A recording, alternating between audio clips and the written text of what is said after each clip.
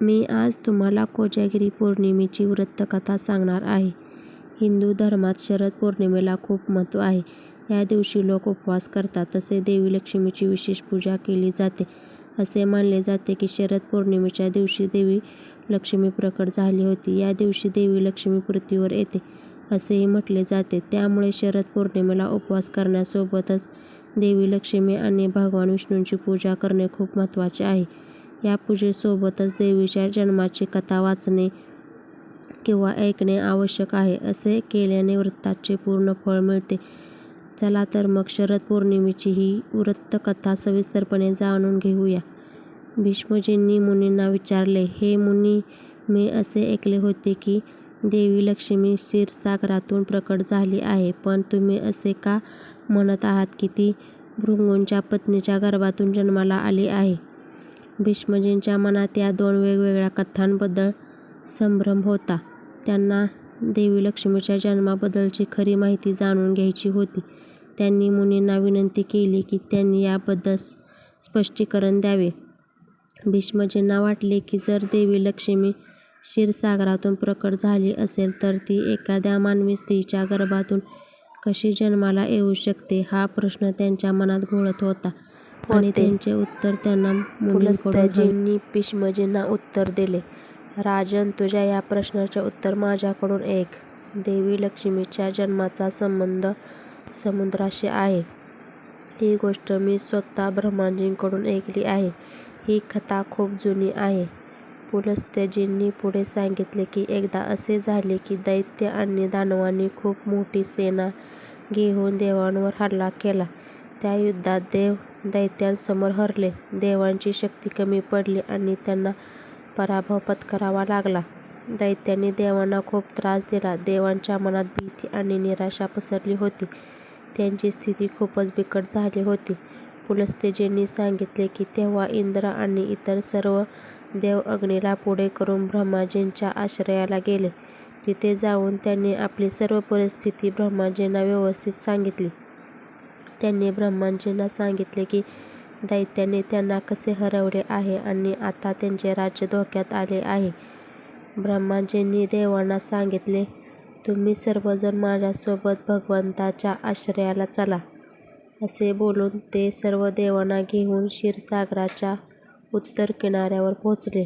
तिथे त्यांनी भगवान वासुदेवांना उद्देशून म्हटले, हे विष्णू, लवकर उठा आणि या देवांचे कल्याण करा.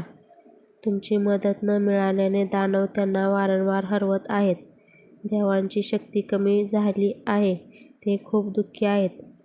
असे ऐकल्यावर कमळासारखे सुंदर डोळे असलेल्या सर्वांच्या मनातले जाणणाऱ्या पुरुषोत्तम भगवंतांनी देवांच्या शरीराची अपूर्व अवस्था पाहिली. त्यांची दुर्दशा पाहून भगवान विष्णूंना दया आली.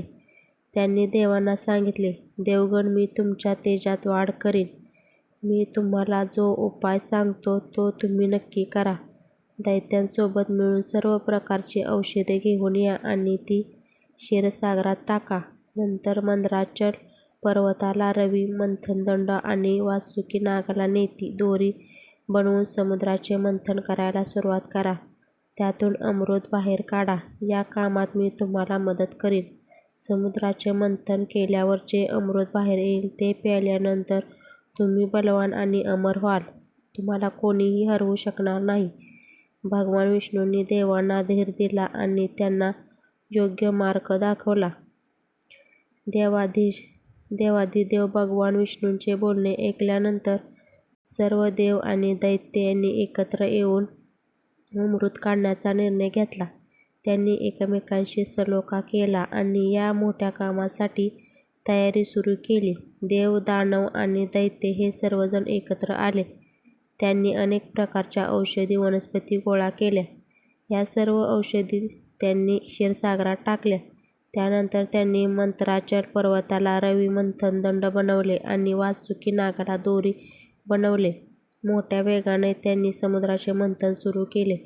भगवान विष्णूंच्या प्रेरणेने सर्व देव वासुकी नागाच्या शेपटीच्या बाजूला उभे राहिले. दैत्यांना त्यांनी वासुकीच्या तोंडाच्या बाजूला पाठवले. भीष्मजी सांगतात की वासुकीच्या मुखातून निघणाऱ्या श्वासांमुळे आणि विषारी अग्नीमुळे सर्व दैत्य भाजून निघाले.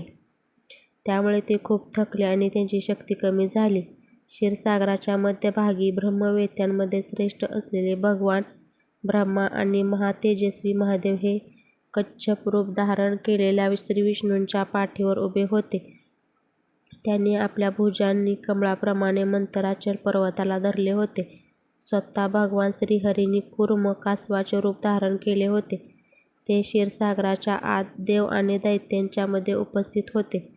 ते मंतराचल पर्वताला आपल्या पाठीवर घेऊन त्यांना बुडण्यापासून वाचवत होते. अशा प्रकारे देव आणि दानवांनी क्षीरसागराचे मंथन सुरू केले.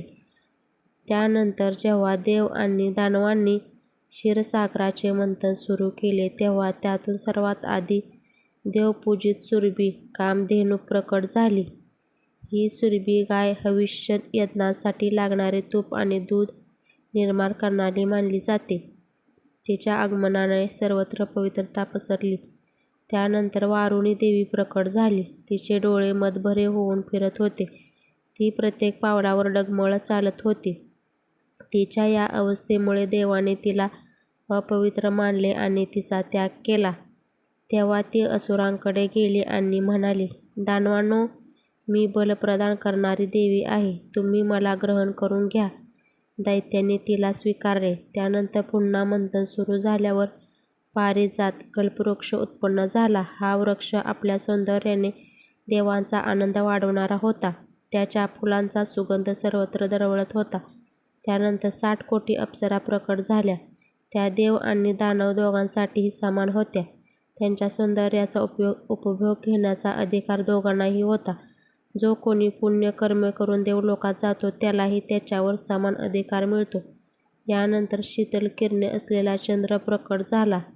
तो देवांना आनंद देणारा होता. भगवान शंकरांनी त्याला आपल्यासाठी मागितले आणि म्हणाले की, देवतांनो, हे चंद्र माझ्या जटांचे आभूषण असतील म्हणून मी त्यांना घेतो.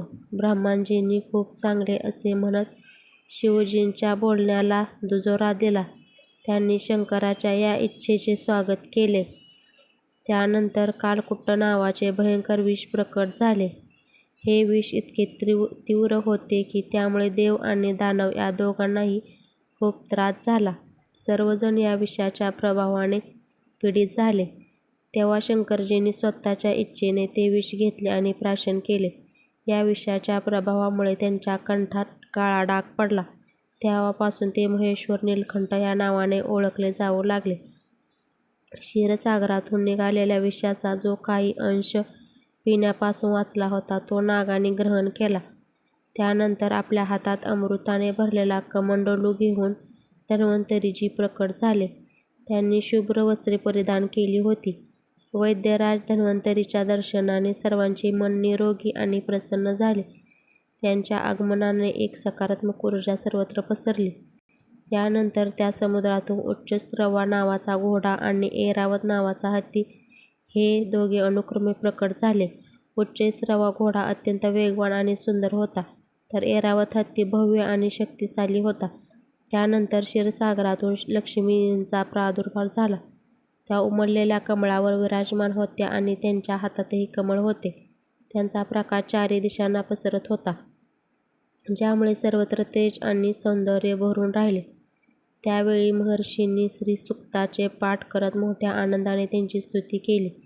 साक्षात क्षीरसागराने प्रकट होऊन लक्ष्मी देवीला एक सुंदर माळ दिली होती, ज्यातील कमळे कधीही कोमेजून जात नव्हती. विश्वकर्माजींनी त्यांच्या सर्व अंगावर सुंदर आभूषणे घातली.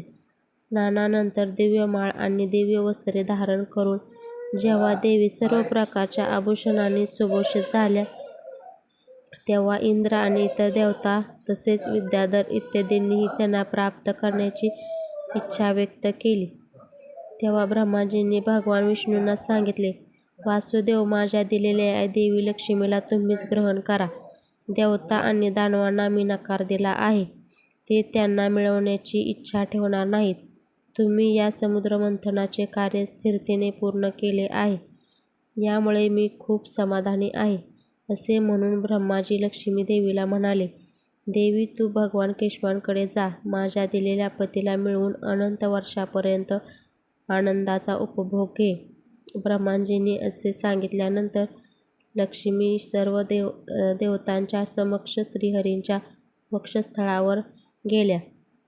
त्यांनी भगवान विष्णूंना म्हटले, देव, तुम्ही माझा कधीही त्याग करू नका. संपूर्ण जगाच्या प्रियतमा, मी नेहमी तुमच्या आज्ञेचे पालन करत तुमच्या वक्षस्थळावर निवास करेन. असे म्हणून लक्ष्मी देवींनी कृपेने भरलेल्या दृष्टीने देवतांकडे पाहिले. त्यांच्या या कृपादृष्टीमुळे देवतांना खूप आनंद झाला. दुसरीकडे लक्ष्मीने त्याग केल्यामुळे दैत्यांना खूप मोठा धक्का बसला आणि त्यांना प्रचंड संताप आला. त्यांनी त्वरित झेप घेऊन धन्वंतरीच्या हातून अमृताचे पात्र हिसकावून घेतले.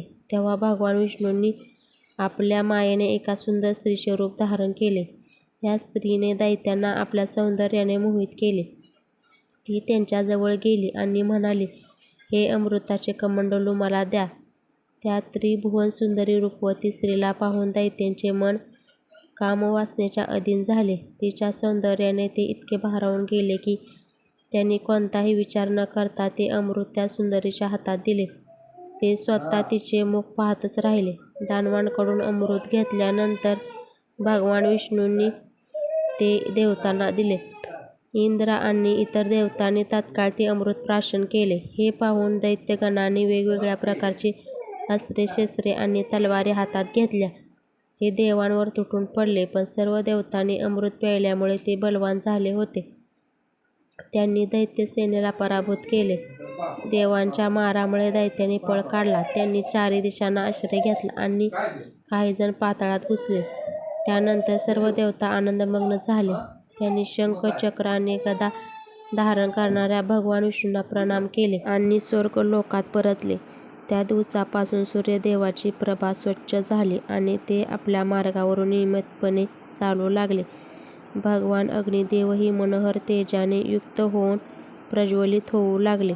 सर्व प्राण्यांचे मन धर्मामध्ये संलग्न राहू लागले.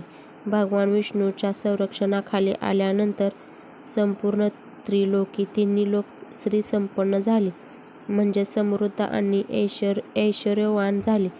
त्यावेळी सर्व लोकांचे धारणकर्ते असलेले ब्रह्माजी देवतांना म्हणाले, देवगण, मी तुमच्या रक्षणासाठी भगवान विष्णूंना आणि देवांचे स्वामी उमापती महादेव यांना नियुक्त केले आहे. ते दोघे तुमच्या योगक्षेमाचे, कल्याणाचे आणि सुरक्षिततेचे निर्वाह करतील. तुम्ही सदैव त्यांची उपासना करत राहा, कारण ते तुमचे कल्याण करणारे आहेत. उपासना केल्याने हे दोन्ही महानुभाव नेहमी तुमच्या क्षेमाचे साधक आणि वरदायक असतील.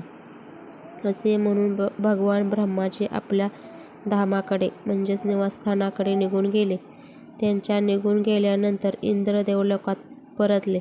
त्यानंतर श्रीहरी आणि शिवजीही आपापल्या धामांकडे म्हणजेच वैकुंठ आणि कैलास येथे परतले. त्यानंतर लोकांचे रक्षण होऊ लागले. महाभाग अशा प्रकारे लक्ष्मीजी क्षीरसागरातून प्रकट झाल्या होत्या. त्यांचे आगमन हे जगासाठी एक महान वरदान ठरले. धन्यवाद.